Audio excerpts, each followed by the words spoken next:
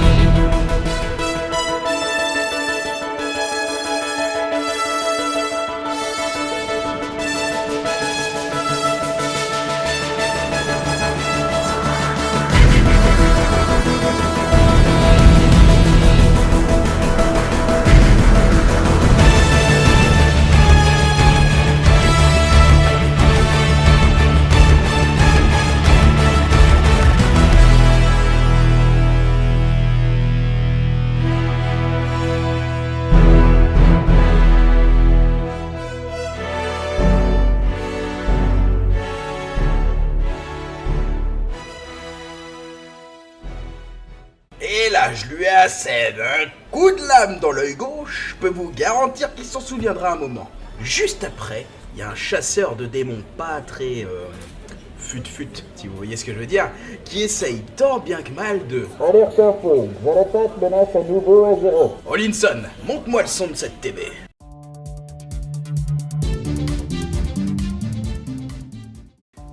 Ouais, ici Curse le Troll. C'est un petit peu la merde là tout de suite, puisque Xalatat elle a attaqué Lune d'Argent. On retrouve notre envoyé spécial Curzo le Moine. Oui, Curse le Troll. Je suis actuellement en compagnie de Lord Marteron qui a peut-être un mot à vous dire. J'aime la salade. Incroyable, n'est-il pas? Bon, comme vous l'avez vu, effectivement, les forces de Xalatat sont aux portes de Lune d'Argent. La Horde et l'Alliance sont appelés en renfort directement sur l'île de Keldanas pour protéger le Puits de Soleil. C'est parti!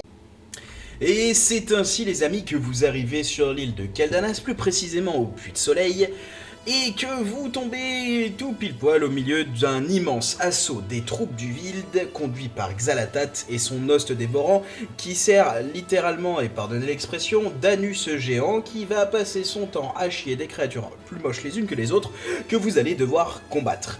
Et bien évidemment, vous allez pouvoir faire vos trucs classiques de héros, c'est-à-dire sauver des gens, mener des expéditions, tirer sur des trucs, tuer des machins, bref, tout un tas de trucs qu'on a déjà fait auparavant et qui, bon, il n'y a pas spécialement grand-chose de nouveau, si ce n'est que, globalement, il va falloir quand même sauver les pauvres citoyens de Lune d'Argent, donc les elfes de sang, et on se fait une joie immense de les sauver. Vraiment, ça m'a réjoui à un niveau, j'ai même pas les mots pour vous exprimer mon sentiment.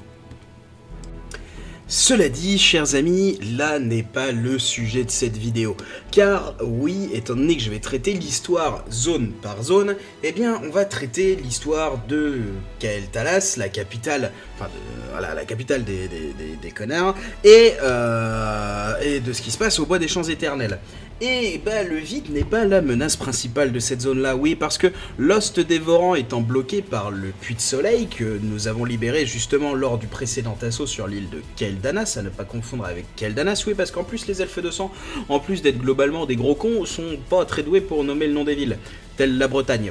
Donc, on va traiter le sujet du lume-éclat plutôt, puisque c'est la menace principale de la zone, mais vous inquiétez pas, le vide on le reverra très très vite. Mais bien évidemment, il va falloir vous donner le contexte. Donc, je vais vous faire une brève, très brève, un très bref résumé, voilà, de ce qui se passe à la fin de l'assaut de la bataille de Keldanas, qui va ensuite nous mener jusqu'à la capitale de Kael Talas, pour ensuite parler un petit peu de la suite de l'histoire. Donc attention, ça va aller vite, préparez-vous, écoutez bien. Donc, lors de cette cinématique, donc juste après que vous ayez réussi à vaincre, enfin en tout cas à vous échapper des forces du vide, vous vous retrouvez avec bon nombre de personnages emblématiques, tels qu'Anduin, tels que Velen, en bref, beaucoup de personnages qui ont un lien avec la lumière. Vous vous retrouvez tous ensemble autour du puits de soleil pour prier autour et espérer que la lumière vous vienne en aide. Chose qui bien évidemment va arriver grâce à un rituel que les paladins et prêtres présents sur place vont canaliser pour pouvoir bloquer les forces du vide et les empêcher de sortir de cet host dévorant, laissant littéralement un immense rayon de lumière qui va pulvériser toutes les créatures du vide en Azeroth et les renvoyer dans l'host dévorant, ce qui fait que globalement, bravo, vous avez gagné. Sauf que bien évidemment ce n'est pas terminé, puisque même si Arator et Liadrine s'en vont du puits de soleil, les autres paladins et prêtres sur place, comme Anduin, Velen, etc., eux sont bloqués en train de faire le rituel. Donc Blizzard a décidé une chose, c'est qu'on s'en bat les couilles, on s'en fout, laissez-les où ils sont, donc on va les laisser où ils sont. Et du coup voilà, vous avez le début de l'histoire de Midnight, et maintenant on part droit aux Champs Éternels pour découvrir la nouvelle menace.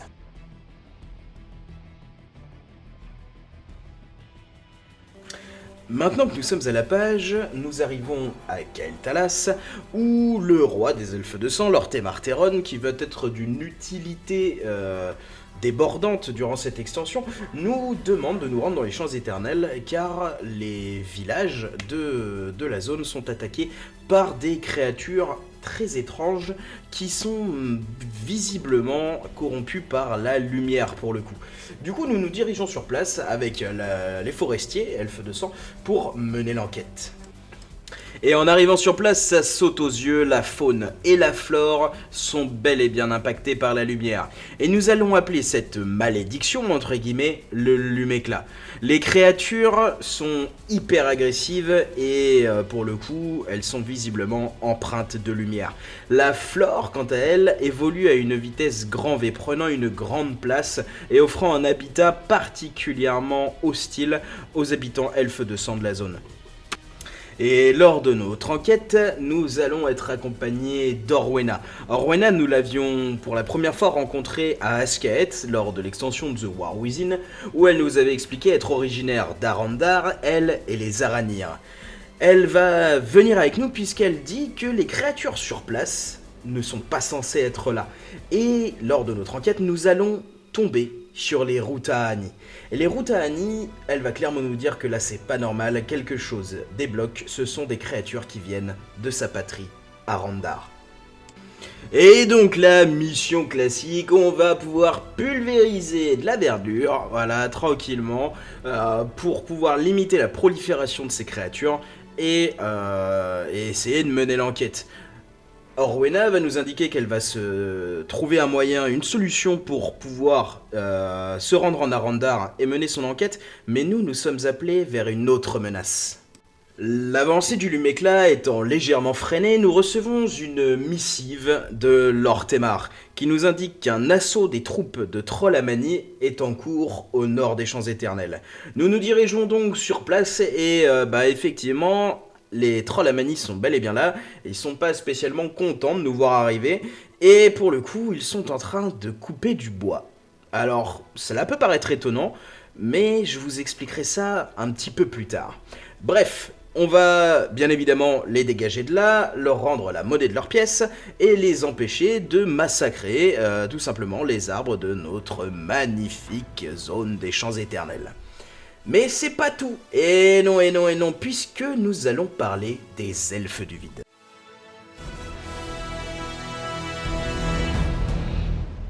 Bon, les trolls, c'est géré. Le luméclat, c'est géré. Et on va pouvoir aller filer un coup de main aux reines d'oreilles, les elfes du vide. Ils sont pas spécialement les bienvenus dans la cité de Kael Talas, du coup ils ont été mis à l'écart. Et pour le coup, le représentant des elfes du vide, lui, est en train d'enquêter et de chercher une solution pour rentrer dans l'Ost dévorant, pour aller directement combattre le vide là où il demeure. Et pour le coup, il va se rendre compte que, bizarrement, certains elfes de sang seraient peut-être des alliés de Xal'atath. Et là, toute une enquête va être menée avec notre aide pour pouvoir justement fumer un maximum d'elfes qui sont alliés à Xal'atath. Alors pourquoi est-ce qu'on fume pas tous les elfes directement? Me posez pas la question, ça aurait été une solution de facilité, ça aurait été beaucoup plus rapide, mais visiblement ils sont pas tous méchants. Alors ça j'y crois pas trop, mais bon c'est les avis qui divergent en fonction du truc. Donc bref, on se dirige là-bas, on va filer un coup de main aux rennes d'oreilles, aux cygnes d'oreilles, aux cheval d'oreilles, à tous les d'oreilles, voilà, s'il y a des oreilles c'est des oreilles, bref. Donc les mangeurs de salade, on leur file un petit coup de main, et puis voilà, globalement, les trolls sont gérés, le luméclat est géré, et pour le coup, on a gagné la sécurisation des champs éternels. Mais de nouvelles menaces ne vont pas tarder à pointer le bout de leur nez, et dans notre prochaine aventure, nous nous dirigerons vers Arandar, puisque Rowena a réussi à ouvrir un portail pour aller directement trouver pourquoi le Luméclat et les créatures d'Arandar ont réussi à sortir de cette zone, et du coup on va pouvoir se diriger directement là-bas et rencontrer les Aranir.